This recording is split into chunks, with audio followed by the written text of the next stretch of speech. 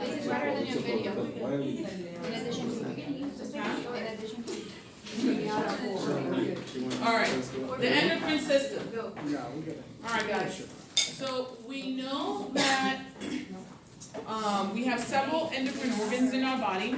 Now, these organs secrete different hormones, and these hormones are like chemical messengers that affect the effector organs. The effector organs are in different organs in our body that produces a response. And we're going to talk about the different types of hormones. We're going to talk about what their response is, and we're going to talk about how we can, what kind of disease processes we have when we don't have enough, or we have too much, and so on and so forth. So we know hormones are chemical messengers. They are secreted based on different processes. Diurnal means that it's a certain time of the day. It goes with your circadian rhythm. Pulsatile just means that if there's a need for it, it comes. And depleting on circulating substances depends on what's going on in the body. If the body doesn't have enough, then it can actually replenish. Okay? Most hormonal systems operate on a negative feedback mechanism, meaning it does not stimulate the release if your body has enough. Okay? If your body doesn't have enough, then release is stimulated. Okay? So this is basically the negative feedback response, and this is just basically the hypothalamus, the pituitary, and this is a thyroid gland, just to give you an example.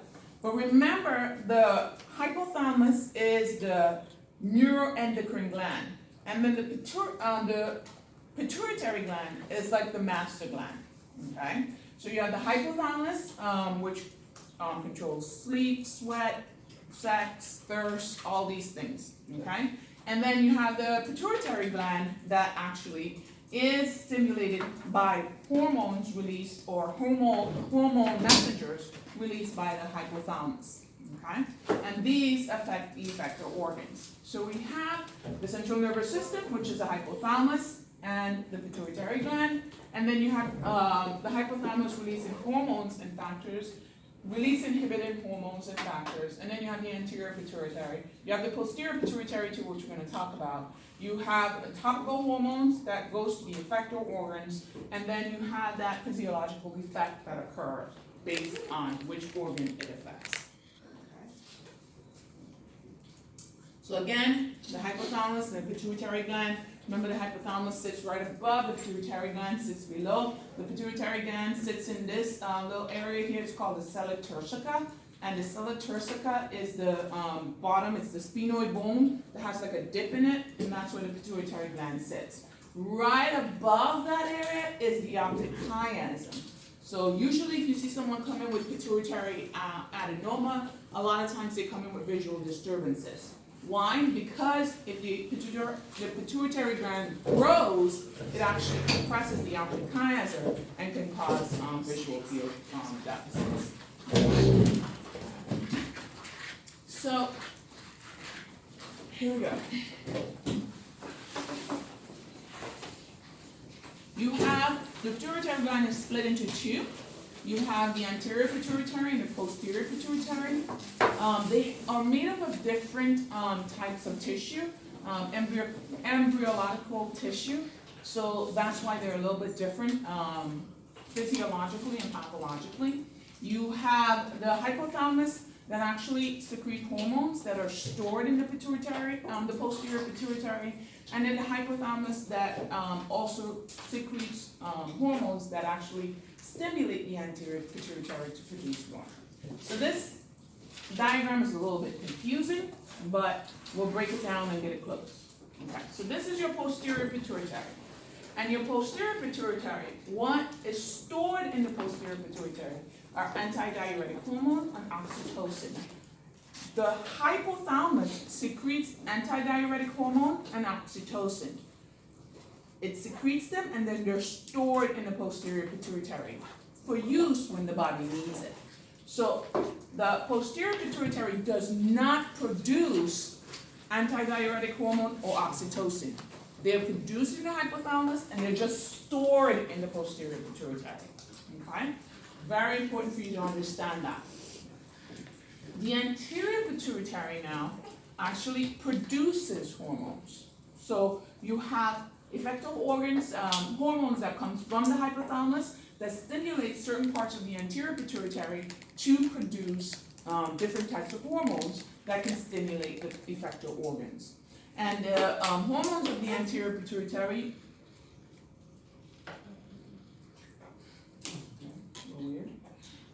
you have growth hormone, which actually is stimulated from the hypothalamus. You have ACTH, which is also stimulated because of gonadotropin hormones that stimulate the anterior pituitary to produce it. You have TSH, which is produced in the anterior pituitary because of TRH that's produced from your hypothalamus that stimulates the anterior pituitary to produce TSH. You have gonadotropic hormones, which is FSH and LH, which is stimulated for production after the hypothalamus stimulates gonadotropin releasing hormones to stimulate the gonadotropic hormones. And then you have prolactin, which is a little bit different.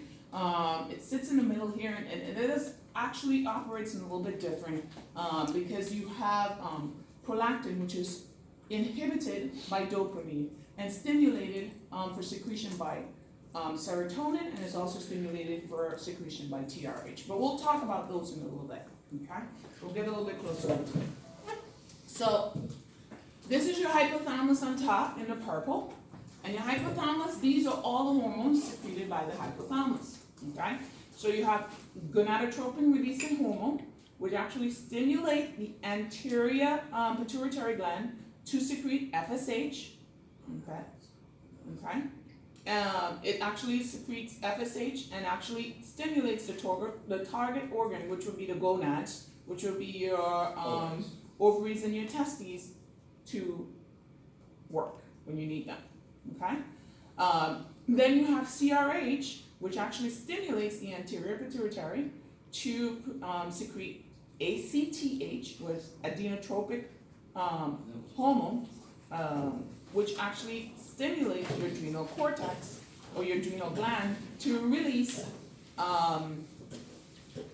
cortisol and your glucocorticoids and your mineralocorticoids, which is cortisol and aldosterone. Okay?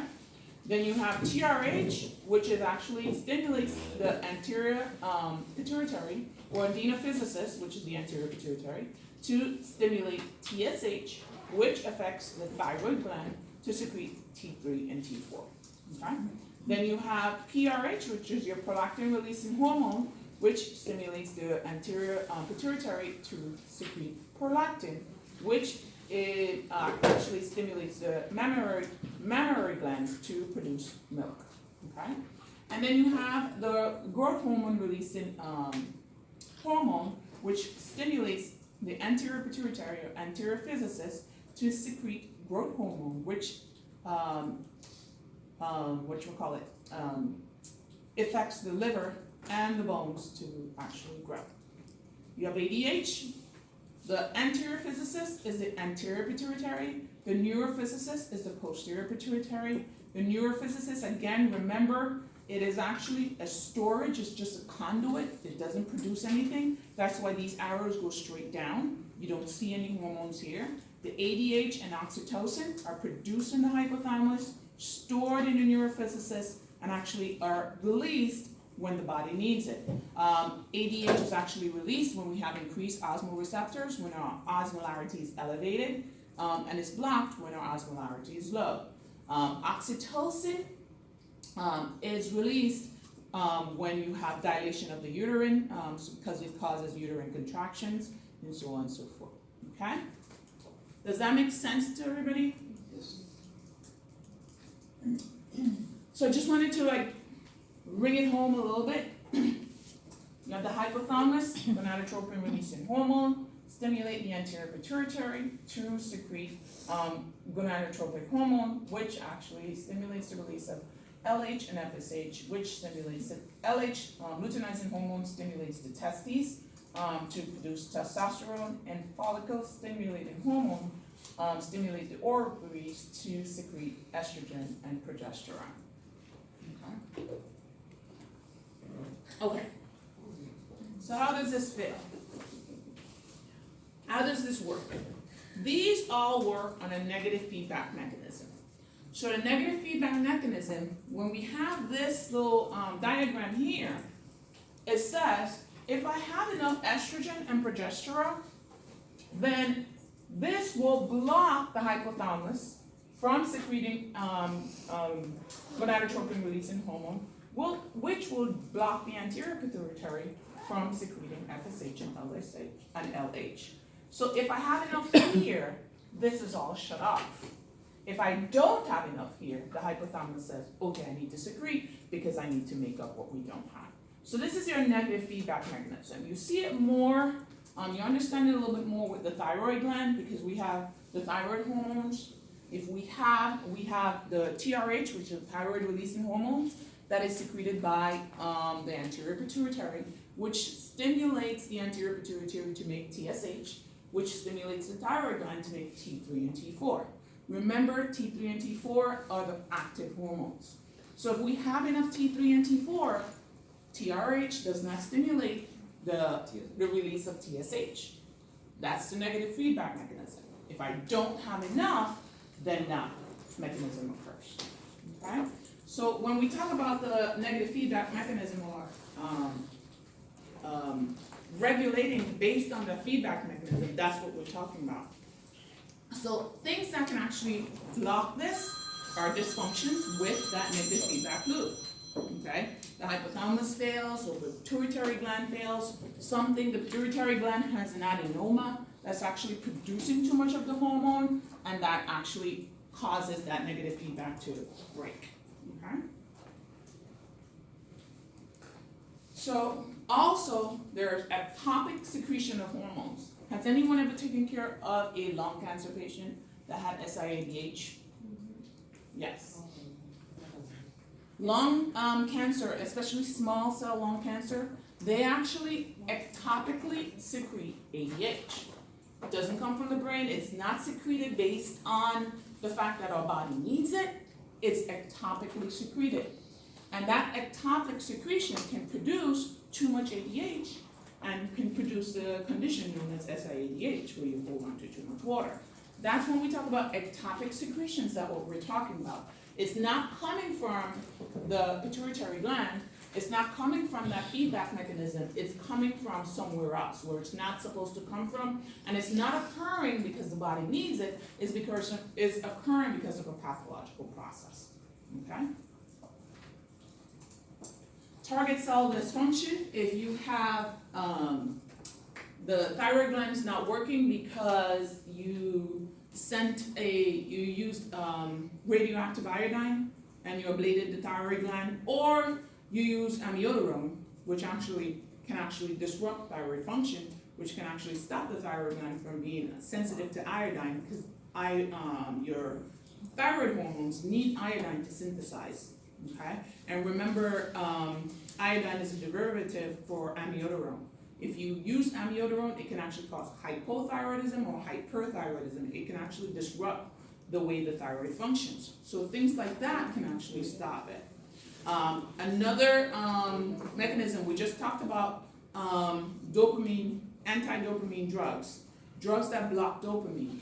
Drugs that block dopamine can actually help cause a patient to have hyperprolactinemia, because prolactin is actually the feedback mechanism for prolactin is stopped by dopamine. Dopamine stops the secretion of prolactin when the body has enough. If you use a dopamine antagonist where you block dopamine, your body can actually secrete too much prolactin, and you can have hyperprolactinemia when you take the antipsychotic drugs. So all those things can actually disrupt this whole loop that we just talked about. Does that make sense to everybody?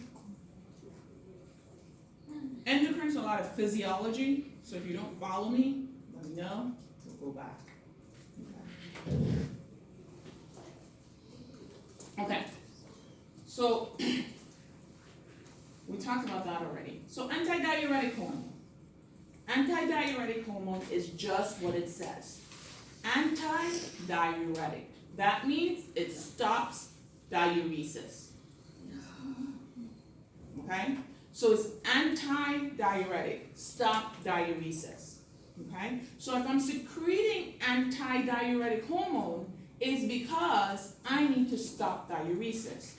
It's because my body is going through some kind of process where I need to hold on to water. Okay? So that's why anti-diuretic hormone is secreted. When someone has hyperosmolar state, and hyperosmolar usually means you're severely dehydrated, your sodium level is really high, because remember your two most common osmolar ions are sodium and glucose. Sodium can make you hyperosmolar, glucose the same thing. Those are the two most potent, the two most culprits for a hyperosmolar state. Okay? So you have an elevated sodium. Sodium is severely high, and you're dry. The person is completely dry. That sends a signal to cut off antidiuretic hormone. Okay? Because it means that if a person is super dry, that means I need to hold on to water. So in that case, I am not going to let go of my water. I need to hold on to the water. So I'm going to actually release ADH so I can actually hold on to the water. Okay? That's how people who are in the desert actually can survive for days. If there's someone in the desert and they've been there for about 3 days, they'll tell you they did not pee once. The reason they did not pee is because they're in a really dry state. So the body says, I have to hold on to all my water. They'll hold on to their tears, they will not shed a tear, and they will not pee. Okay? Because the body says, I have to hold on to all the fluid, and they'll hold on to all the fluid, so you release ADH, so you can actually hold on to the fluid. That's the body's positive mechanism of actually secreting it. Now, when we're talking about secreting it inappropriately, that's when we have a disease process or pathological process. Okay? Now, what stimulates the release of antidiuretic hormones? We talked a lot about angiotensin II, sympathetic stimulation, hyperosmolar, vasopressin. Okay? These all act on the renal tubules. Okay? If we have a patient who is hypertensive, okay? If your patient is hypertensive, do we need to hold on to water or let water go? We need to let water go. So what's going to happen with ADH if we're hypertensive? Stop it. Stop it. Okay? We want to block the release of ADH because we don't want to hold on to water. Okay? We want to let go of water. Okay? And that's where your what do you call it again? Your BNP, your brain natriuretic peptide comes in because it blocks the release of ADH in that sense. Okay? Now, what happens if you have a patient who is hypotensive? You want to hold on to water. So, in that case, we're going to release angiotensin II. Angiotensin II is going to stimulate the kidneys to insert its aquaporins into the renal tubules so that you can actually hold on to water. And ADH is what those aquaporin or renal tubules, or it acts on those renal tubules to actually have you hold on to water so you can reabsorb water. Okay? So in a case where you're hypotensive, that's when ADH is secreted. Because it says, I have low volume, I need to get volume. Okay? So it says, blood pressure is dropping, I have no volume, angiotensin II is released. Angiotensin II stimulates the adrenal gland to release aldosterone. Aldosterone stimulates the renal tubules to hold on to salt, and also stimulates the release of ADH for the aquaporins to be instilled in the renal tubules so they can hold on to water. Okay? So we hold on to salt and we hold on to water. So in a case where a person is hypotensive, this is when antidiuretic hormone is going to be released because you have to hold on to water. Okay? Does that make sense? So, dysfunction of the posterior pituitary. You have hyperfunction, where you have too much ADH release. If you have too much ADH release, you're holding on to water. You're holding on to water likely inappropriately. So when you see this syndrome of inappropriate antidiuretic hormone, it says inappropriate antidiuretic. It means that I'm inappropriately antidiuresing. That means I'm inappropriately holding on to water. I'm inappropriately not diuresing. Okay? Every time you see the anti, just change that to not. Okay? So I'm inappropriately not diuresing. So if I'm inappropriately not diuresing, I'm holding on to water. Okay? Hypofunction means it's too little. This is when you have things called diabetes insipidus. That means I don't have anything to tell my body to hold on to water. That means I'm just peeing and peeing and peeing and peeing all my water out. And what usually results? I'm severely dehydrated. Okay? Now what can cause these things to happen? A lot of things. Drugs can cause these things to happen. Drugs inappropriately affect the renal tubules and can actually cause you to inappropriately not diurese or inappropriately diurese, depending on the drug. Okay? Drugs can also cause you to inappropriately let go of all your water. You diurese too much. Okay? So we have diabetes insipidus and we have SIADH. Okay? Conditions where you see SIADH: non-small cell lung cancer, brain tumor. Okay? You can see it also in trauma victims. Okay? You can see it in people who are on drugs like lithium. Okay? You can see it in people who are taking drugs like it's an antibiotic. We don't use it as an antibiotic anymore. It's a tetracycline. Anybody remember? Why can't I remember the name of it right now? Always happens. It's a tetracycline. We don't use it as a tetracycline anymore. We only use it to treat SIADH.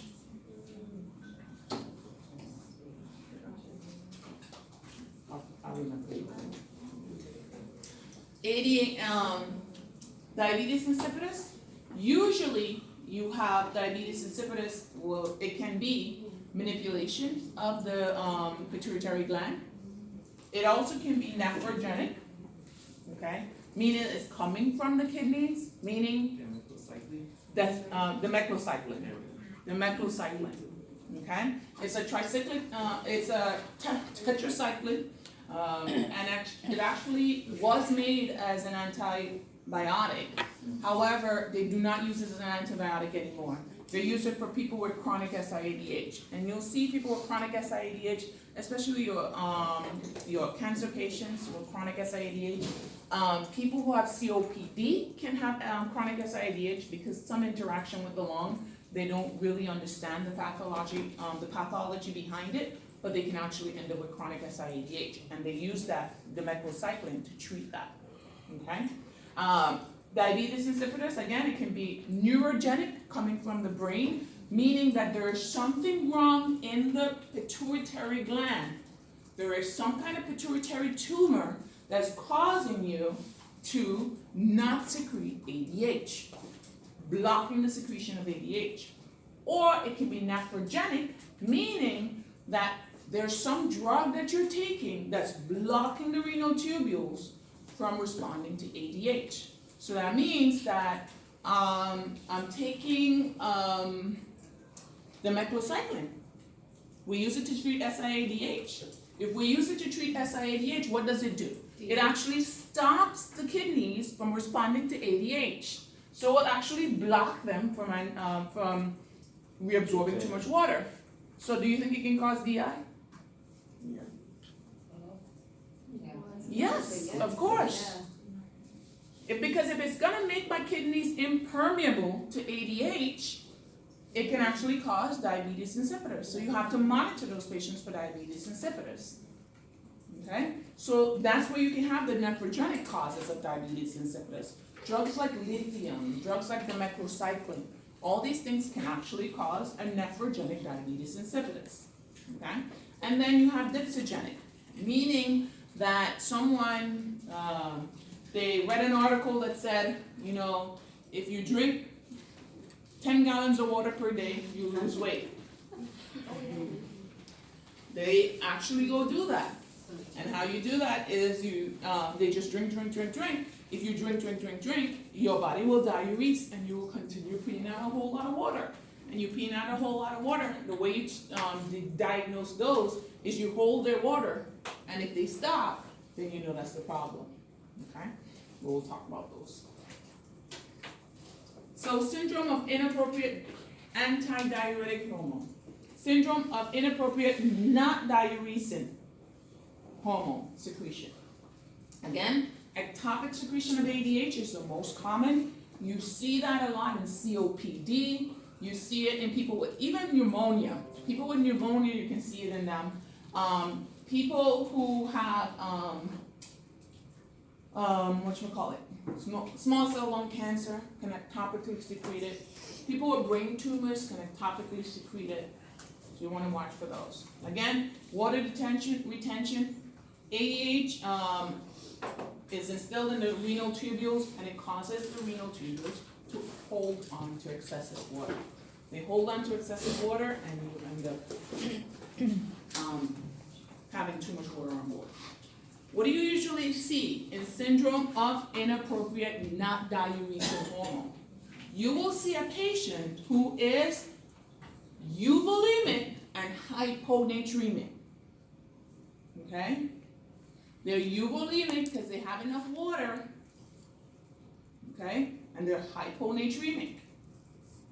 So it's a euvolemic hyponatremia. All right? Euvolemic, you're fine. You have enough water, and you're hyponatremia. They have a serum osmolarity that's low. They have a serum sodium that's low, and they have a urine sodium that's high. So elevated urine sodium, low serum osmolarity, low urine sodium. Okay? And when you see it on the hyponatremia algorithm, it's a euvolemic hyponatremia. It's not a hypervolemic hyponatremia like in CHF. It's a euvolemic hyponatremia. They have enough water on board. They have the body's normal water on board, and they're hyponatremic. Okay?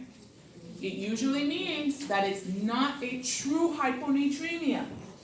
These people, especially if they're chronic, they do not need salt. They need a water restriction.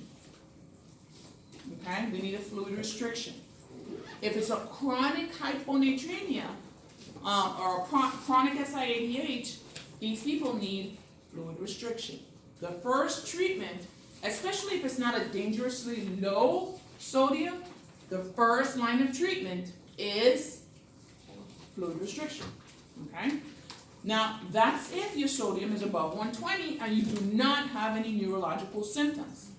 Okay? If they're confused, if they're seizing, even if they're 120, you're probably going to give them salt.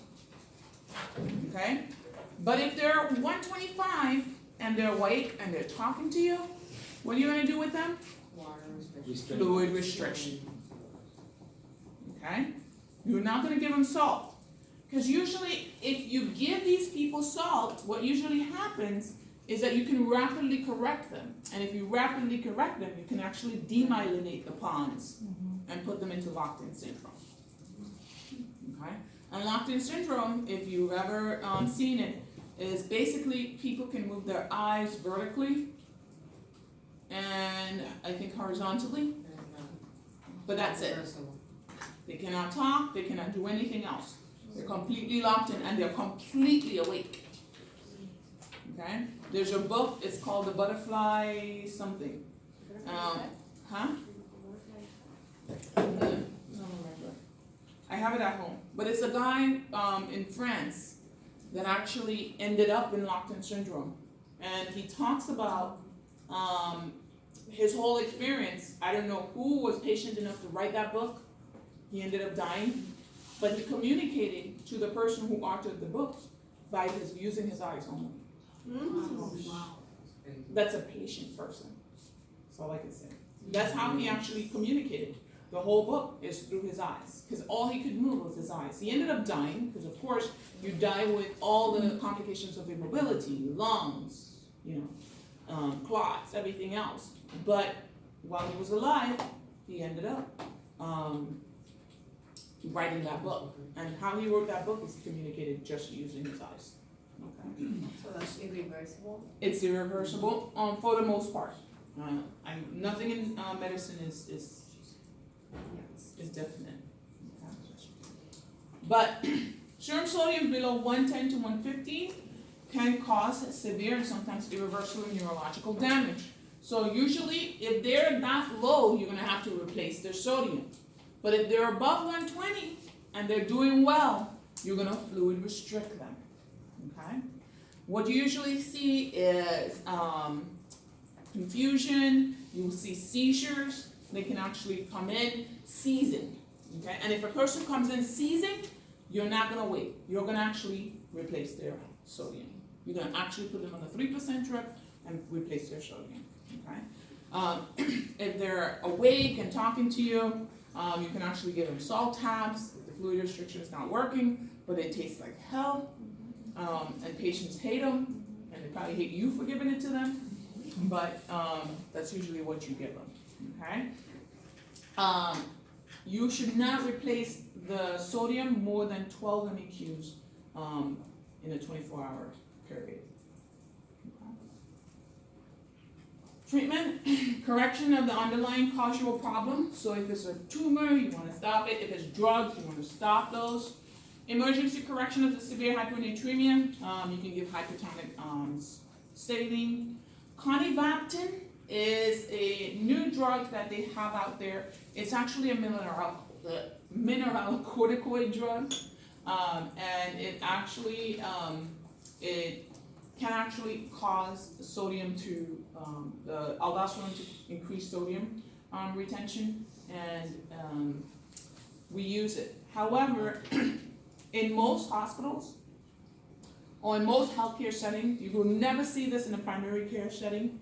You'll never see this in an office setting. You will only see this in a hospital setting, and it's only administered by people who are nephrologists or neurointensivists. Why? Because the associated